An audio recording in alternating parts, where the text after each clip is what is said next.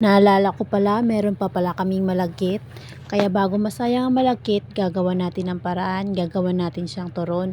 Sinuman na turon na may cheese sa loob. Naalala ko, binili ko pala yan noong New Year. Kaya bago masira guys, gagawa na natin ng paraan para mapakinabangan pa. Sayang naman kung magsasayang tayo ng pagkain. Yung violet na malagkit pala yan guys, yung nabili ko. Tapos yan na nga, sininuman ko lang yan. Tapos meron lang akong wrapper, meron din akong cheese. Yan, babalutin ko lang siya ng parang turon. Si Luis nga pala guys, nagustuhan niya yung sinuman na ginawa ko na purple. With flavor nga pala yung ginawa ko guys. Kumuha pa talaga siya ng plato para kakain siya dyan. Kasi kanina sinusubuan ko lang siya.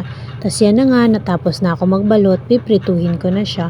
Naginit lang pala ako dyan ng mantika sa maliit na kaserola para hindi masayang yung mantika at saka mailublog ko siya. Tapos yan na, inantay ko lang yan siya dyan na maluto. Tapos nilagyan ko lang ng konting asukal kasi medyo matamis na siya. Tapos ayaw naman natin na oversweet siya. Pero parang nagkulang pa nga ako dun sa tamis niya eh. Kaya next time, alam ko na kung anong gagawin ko at anong idadagdag ko.